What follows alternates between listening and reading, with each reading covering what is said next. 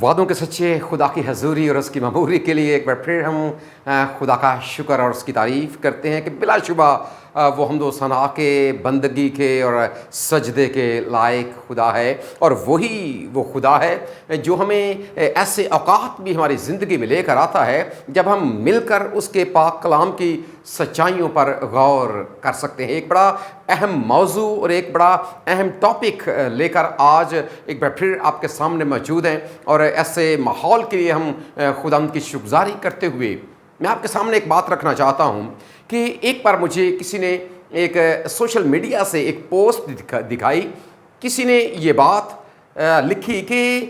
پاکستان میں پاسٹرز کی تعداد میں جس قدر تیزی کے ساتھ اضافہ ہو رہا ہے، ایک وقت آئے گا ممبران کم پڑ جائیں گے اور پھر جو پاسٹرز ہیں یہ زیادہ ہو جائیں گے۔ اور اگر اس بات کا تجزیہ کیا جائے تو یہ واقعی بات درست معلوم ہوتی ہے، لیکن اگر اس کے ساتھ ایک اور بات پر غور کیا جائے کہ جس طرح چرچز کی تعداد میں بھی، چرچ سے مراد کلیسیا نہیں بلکہ چرچ سے مراد چرچ بلڈنگز ہیں، جس طرح آپ شہروں کی گلیوں اور بازاروں میں چرچز کی تعداد کو آپ بڑھتا ہوا دیکھتے ہیں، یہ بھی ایک وقت آئے گا کہ نہ صرف پاسٹرز زیادہ ہو جائیں گے بلکہ یہ بھی ہوگا کہ گھر کم ہو جائیں گے اور چرچ بلڈنگز ان سے زیادہ ہو جائیں گی۔ یہ بات یاد رکھیں، یہ ایک بڑی الارمنگ سی سچویشن ہے بطور مسیحی میرے اور آپ کے لیے۔ ایسا کیوں ہے، یا ایسا کیوں ہو رہا ہے؟ کیوں دن بدن یہ معاملات سدھرنے کے بجائے بگڑتے چلے جا رہے ہیں، اور لوگوں میں بہتری، لوگوں میں ترقی، لوگوں میں خوشحالی اور لوگوں میں روحانی بیداری آنے کی بجائے، حالانکہ چاہیے تو یہ کہ جس طرح کلام سنانے والے بڑھ رہے ہیں، چرچ بلڈنگز کی تعداد میں اضافہ ہو رہا ہے، لوگوں کی روحانی جو ترقی ہے وہ بھی ہمیں نظر آئے، لیکن ہم یہ بات دیکھتے ہیں کہ جس طرح چرچز بڑھ رہے ہیں، چرچ بلڈنگز بڑھ رہی ہیں، یا پھر پاسٹرز کی تعداد، خدمت گزار لوگوں کی تعداد بڑھ رہی ہے، یہ بھی حقیقت ہے کہ لوگوں کی زندگی سے محبت نام کی چیز ختم ہوتی جا رہی ہے، پارٹی بازی عروج پر ہے۔ عزیزو، اسی بات کو بنیاد بنا کر آج ہم یہ بات سیکھنے کی کوشش کریں گے خدا کے پاک کلام کی روشنی میں کہ ایسا کیوں ہے، ایسا کیوں ہو رہا ہے، اور پھر یہ کہ مسیحیت میں ڈینامینیشنز کی تعداد میں اس قدر کیوں تیزی کے ساتھ اضافہ ہو رہا ہے۔ اور اس سے پہلے کہ ہم ان وجوہات کی جانب آئیں، ایک بات بڑی اہم جو ہم سیکھیں گے کہ ڈینامینیشن ان کرسچینٹی، یعنی کہ مسیحیت میں فرقہ واریت، دراصل یہ فرقہ ہوتا کیا ہے؟ جب یاد رکھیں آپ اس کو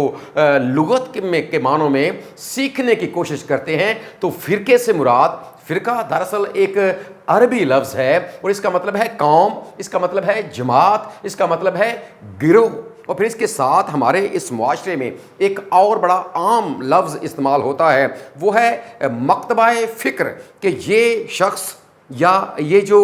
مذہبی رہنما ہے اس کا تعلق فلاں مکتبہ فکر کے ساتھ ہے، اور اس کے لیے لفظ مکتبہ خیال بھی استعمال ہوتا ہے اور مکتبہ فکر بھی استعمال ہوتا ہے، اور اس کا مطلب ہوتا ہے کسی خاص خیال یا نظریے کے لوگوں کا گروہ، یعنی کہ ایسے لوگ جن کا کوئی خاص نظریہ ہے یا ان کا کوئی خاص خیال ہے، اور وہ اپنے اسی خاص خیال کو لے کر الگ سے ان کا ایک گروپ یا ان کی ایک جماعت بن گئی ہے، اور اس کو فرقے کا نام دے دیا جاتا ہے۔ اور جب آپ اسی یاد رکھیں لفظ کو، ڈینامینیشن لفظ کو انگلش میں جب آپ سیکھنے کی کوشش کرتے ہیں تو اس کا مطلب ہے لقب، اسم، نام رکھنا، نام دینا، عرفیت، نوعیت، قسم، ذات، فرقہ، مذہب یا پھر گروہ۔ اور اس کے لیے ایک اور بڑا زبردست لفظ ہے، اور جب میں اس پر غور کر رہا تھا، ڈیزگنیشن، یعنی کہ جو ڈینامینیشن اور ڈیزگنیشن ہے، جب ہم اسے مترادف کے طور پر دیکھتے ہیں تو پھر ہم اس بات کو سمجھتے ہیں کہ ڈینامینیشن کا مطلب یہ ہوتا ہے کہ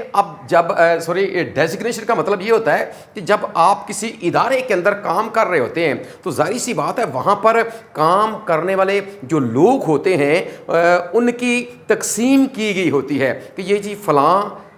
سب سے ہیڈ ہے، یہ جنرل مینیجر ہے، یہ جناب پروجیکٹ مینیجر ہے، یہ جناب یہاں پر کلرک ہے، یہ یہاں پر پین ہے، یہ یہاں پر چوکیدار ہے، یہ یہاں پر خاکروب ہے، یعنی کہ جو ان کے کاموں کے لحاظ سے تقسیم کی گئی ہوتی ہے، اس کو بھی ڈیزگنیشن کا یا ان کے عہدے کو بھی ڈیزگنیشن کا نام دے دیا جاتا ہے۔ اور آپ اس طور سے سمجھ سکتے ہیں کہ جب یہ بات مذہب میں آتی ہے تو پھر ہم یہ سمجھتے ہیں کہ کس طور سے اب چھوٹی سی بات کو لے کر عہدہ الگ کر لینا، چھوٹی سی بات کو لے کر اب بالکل ان سے الگ ہو جانا، یہ بڑی ایک معمول سی اور بڑی عام سی بات ہمیں نظر آتی ہے۔ پھر اس کے ساتھ جب آپ اس کو مزید سیکھنے کی کوشش کرتے ہیں تو انگلش میں اس کے لیے بڑی پیاری ڈیفینیشنز اس کی موجود ہیں، اور جب یہ سیکھتے ہیں a way of classifying things, it names the type اور ویلیو آف سم تھنگ، یعنی کہ کلاسیفائنگ کا مطلب چیزوں کی آپس میں جو تقسیم کر دی جاتی ہے، یعنی کہ چیزیں ان کی کلاس کے حساب سے یا ان کی نوعیت یا ان کی ویلیو کے حساب سے یا ان کی قسم کے حساب سے جب ان کی تقسیم کر دی جاتی ہے تو دراصل یہ ایک ڈینومینیشن ہے، اور یہ کلاسیفائنگ جو کرنے کا طریقہ ہے، طریقہ دراصل ڈینومینیشن کہلاتا ہے، اوے، کیونکہ یہاں پر وے کا مطلب ہے طریقہ۔ اور پھر اس کے ساتھ ایک اور بڑی اس کی پیاری ڈیفینیشن ہے، وہ ہے سب گروپ۔ جب آپ یاد رکھیں اس کو آپ مذہبی، چونکہ جو ہم بات کر رہے ہیں مذہب کے اعتبار سے کہ مسیحیت میں چونکہ ان کی تعداد میں دن بدن اضافہ ہو رہا ہے، اور ایسا کیوں ہے، اس بات کو سامنے رکھتے ہوئے یا مذہب کو بنیاد بنا کر جب آپ اس بات کو سیکھنے کی کوشش کرتے ہیں تو اس کے لیے سب گروپ ود ان ریلیجن، یعنی کہ ایک ایسا گروپ جو اسی مذہب کے اندر ہے، یہ اہم بات ہے، ود ان ریلیجن، اسی مذہب کے اندر سب گروپ یعنی کہ ایک چھوٹا گروپ بن جاتا ہے، that operates under a common name and traditions, یعنی کہ وہ روایات کے حساب سے نام تو وہ وہی استعمال کر رہے ہیں، لیکن اپنی تھوڑی سی روایات فرق کر کے یا اپنی تھوڑی سی رسومات فرق کر کے یا اپنا کوئی نقطہ فرق کر کے وہ ایک الگ سے ایک سب گروپ یعنی کہ چھوٹا ایک گروپ بنا لیتے ہیں، اور دراصل یہ مذہب کے اندر پھر ڈینومینیشنز کہلاتا ہے۔ اور اس کے علاوہ جب آپ بات کرتے ہیں کہ a religious group that has slightly different beliefs from other groups، یعنی کہ ایک ہی مذہب کے اندر جو گروپ بندی ہے یا جو ان کے اندر فرقہ واریت ہے، سلائٹلی، اور دیکھیں یہ فرق بڑا معمولی سا ہوتا ہے، سلائٹلی ڈفرینٹ یعنی کہ معمولی فرق کے ساتھ، معمولی ان کے درمیان جو اختلاف ہے یا ان کے درمیان فرق ہے، اس بات کو بنیاد بنا کر وہ اپنے عقیدے کو یا اپنے ایمان کو الگ کر کے ایک الگ سے گروپ بنا لیتے ہیں۔ اور یہاں پر یہ بھی ہے کہ that share the same religion, مذہب وہی ہوتا ہے، مذہب وہی ہے، لیکن انہوں نے ایک چھوٹی سی فرق کی وجہ سے انہوں نے اپنا الگ سے اندر گروپ بنا لیا ہے، اور یہ دراصل ڈینومینیشنز یا یہ ایک فرقہ واریت ہے۔ اور یہ بات یاد رکھیں، جب ہم کسی اور کی بات نہیں کرتے، جب ہم مسیحیت کی بات کرتے ہیں، جب ہم اپنی بات کرتے ہیں، جب ہم اس بات کو بنیاد بنا کر اپنے گریبان کے اندر جھانکتے ہیں تو عزیزو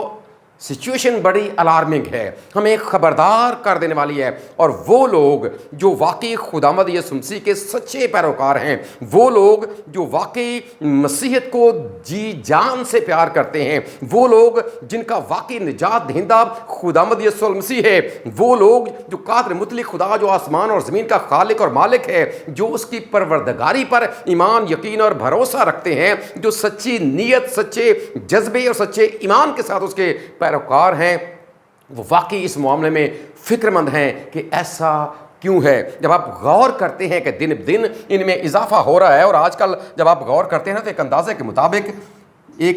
کے مطابق اس وقت دنیا میں تقریباً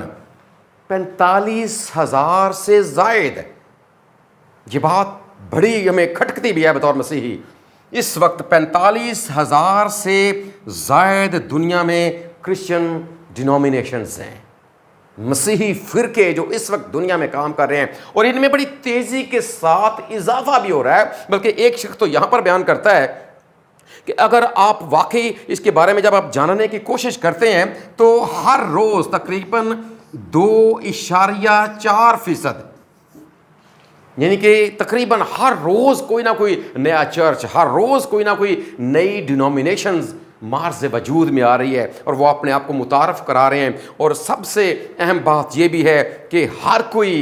کوئی سچا ہونے کا دعوے دار ہے، ہر کوئی یہ کہتا ہے کہ سچائی ہمارے پاس ہے، ہر کوئی یہ سمجھتا ہے کہ بائبل کو ہم بہتر سمجھتے ہیں، ہر کوئی یہ سمجھتا ہے کہ ہم بہتر طور سے خدا کے پاک کلام کو آگے لے کر جا رہے ہیں۔ لیکن میرے عزیزو، اس میں کوئی شک نہیں ہے کہ اس میں کہیں نہ کہیں کسی نہ کسی کا کوئی نہ کوئی ایسا لالچ، یا کوئی نہ کوئی ایسی بات، یا کوئی نہ کوئی اپنے وہ عہدے کے لیے، یا کسی نہ کسی اپنے مطلب کے لیے وہ مذہب کا استعمال کر رہے ہیں۔ جب آپ ان کو اندر سے جاننے کی کوشش کریں گے تو آپ کے سامنے بہت سی باتیں آ جائیں گی، اور بطور مسیحی ہمارے لیے یہ بڑی الارمنگ سچویشن ہے، اور بطور مسیحی ہم نے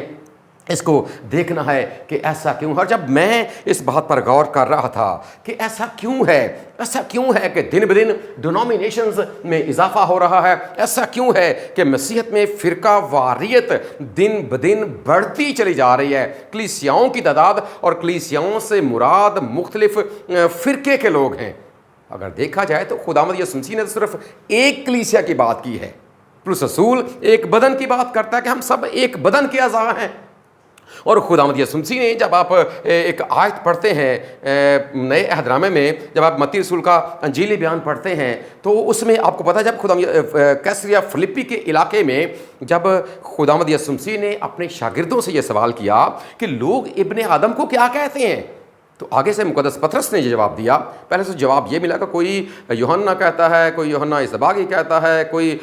یرمیہ کہتا ہے، کوئی نبیوں میں سے کوئی نبی کہتا ہے، یا مختلف جوابات سامنے آئے۔ تو مقدس پطرس نے یہ کہا کہ یہ تو زندہ خدا کا بیٹا مسیح ہے، اور خداوند یسوع مسیح نے پھر آگے سے یہ جواب دیا کہ میں اس پتھر پر، یہ بات چونکہ تو نے خدا کے پاک روح کی تحریک سے کہی ہے، اور میں اس پتھر پر اپنی کلیسیا قائم کروں گا۔ اہم بات ہے، یہ بات یاد رکھیں کہ یہ اناجیل میں واحد حوالہ ہے جہاں پر خداوند یسوع مسیح نے لفظ کلیسیا استعمال کیا ہے، اور وہاں پر خداوند یسوع مسیح نے یہ ہرگز نہیں کہا تھا کہ میں کلیسیائیں قائم کروں گا، کلیسیا قائم کروں گا۔ اس بات کو ذہن میں رکھیں۔ پھر ایسا کیوں ہے؟ اور پھر مقدس پولس رسول کے یہ الفاظ جب آپ پڑھتے ہیں، پہلا کرنتھیوس کا پہلا باب اس کی 13ویں آیت، کیا مسیح بٹ گیا؟ یہ چیلنج ہے آج کے مسیحی کے لیے کہ کیا وہ بٹ گیا ہے؟ کوئی کہتا ہے میں پولوس کا ہوں، کوئی کہتا ہے میں اپولوس کا ہوں، کوئی کہتا ہے میں کیفا کا ہوں، کوئی کہتا ہے میں مسیح، کوئی کسی کا، کوئی کسی کا، کوئی کسی کا، کوئی کسی کا۔ یہ کیا ہے؟ عزیز، ضرور ہم نے اس بات کو اپنے سامنے رکھنا ہے۔ اگر دیکھا جائے، غور کیا جائے تو اس کے پیچھے ایک بڑی اہم وجہ، بڑی مین وجہ، جب میں اس بات پر غور کر رہا تھا، جو میری دانست میں، میری سمجھ میں بات آئی، وہ یہ تھی کہ ہم خدا کے پاک کلام کو جس طرح کا وہ ہے، یا جس ارادے کے ساتھ، یا جس آرزو کے ساتھ، یا جس تمنا کے ساتھ، یا جس سوچ کے ساتھ خداوند نے اپنا پاک کلام ہمیں دیا ہے، ہم اسے اس طور سے نہیں پڑھتے۔ اور ایک بڑا اہم حوالہ ہے اس کے لیے، جب آپ مقدس لوکا طبیب کا انجیلی بیان پڑھتے ہیں اور اس کا 9واں باب اور اس کی 26ویں آیت، تو وہاں پر خداوند یسوع مسیح نے ایک بات کہی۔ شرع کا ایک عالم ہے اور اس نے خداوند سے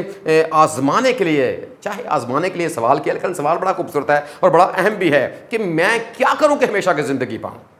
خداوند نے اسے کہا کہ حکموں پر عمل کر۔ اب آگے سے اس نے کہا حکموں پر میں تو عمل کرتا ہوا آیا، اور وہیں پر خداوند نے اسے ایک بات کہی۔ جب آپ لوکا کا انجیلی بیان 9واں باب اس کی 26ویں آیت پڑھتے ہیں، وہاں پر خداوند نے کہا توریت میں کیا لکھا ہے اور تو کس طرح پڑھتا ہے۔ توریت سے مراد خدا کا پاک کلام، کیا لکھا ہے یعنی کہ لکھا کیا گیا ہے، اور تو کس طرح پڑھتا ہے۔ یاد رکھیں یہاں پر فرق آ جاتا ہے، جس طرح لکھا گیا ہے کیا ہر کوئی اسی طرح پڑھ رہا ہے؟ جس ارادے کے ساتھ، جس سوچ کے ساتھ، جس تمنا کے ساتھ خدا نے اپنا پاک کلام لکھوایا ہے، کیا ہر کوئی اسے اسی طور سے سمجھ رہا ہے؟ کیا اسے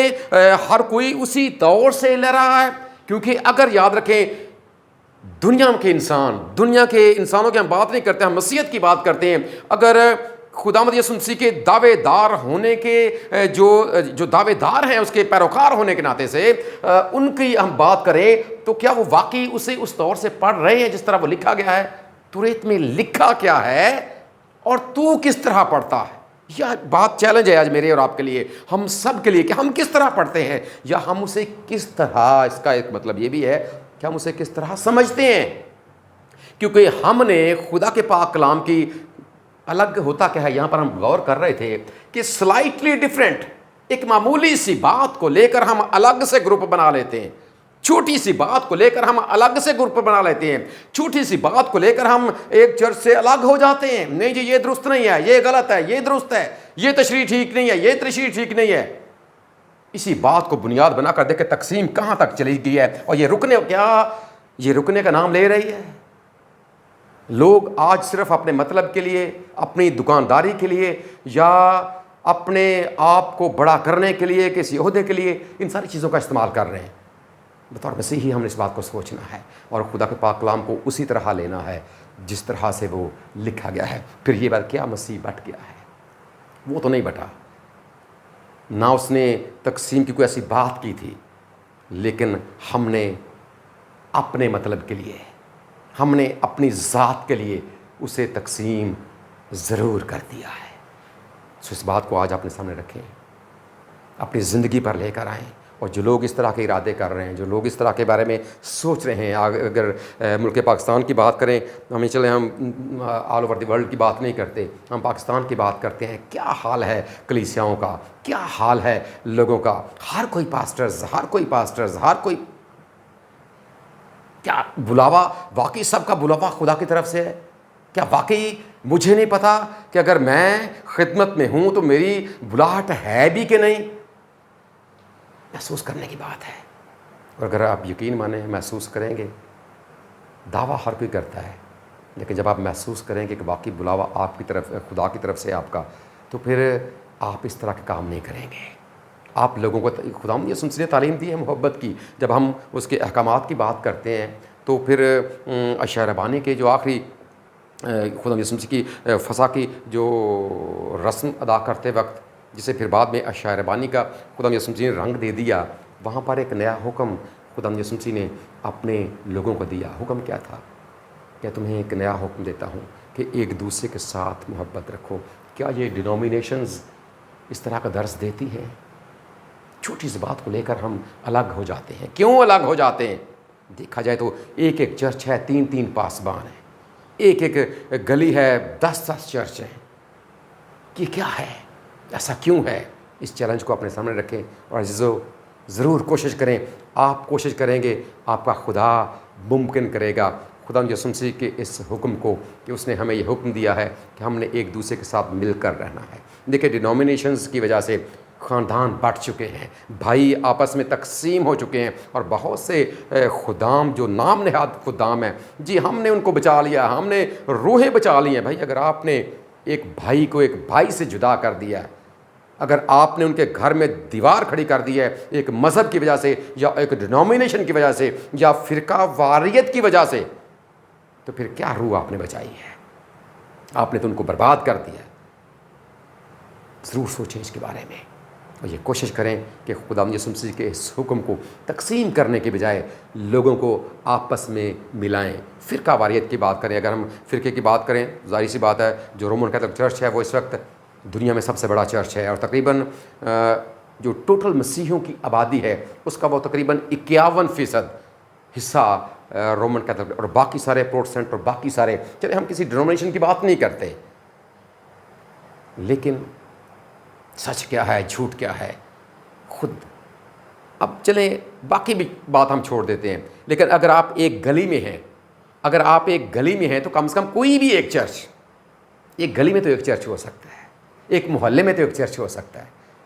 एक गांव में तो एक चर्च हो सकता है। आखिर क्यों ऐसा है?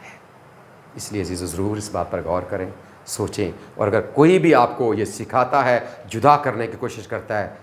तो ज़रूर उसके सामने इस बात को रखें, काश हमारा खुदा हमें ये फ़ज़ल बख्श दे कि हम बातों को सीरियस लें और मसीहत की बदनामी का सबब बनने की बजाय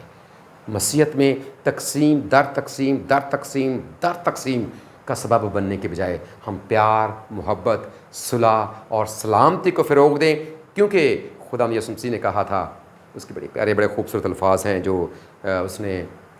پہاڑی آواز میں کہے کہ مبارک ہیں وہ جو صلح کرواتے ہیں کیونکہ وہ خدا کے بیٹے کہلائیں گے۔ میرا خدا اس کے وسیلے سے ہم سب کو برکت بخشے، آمین۔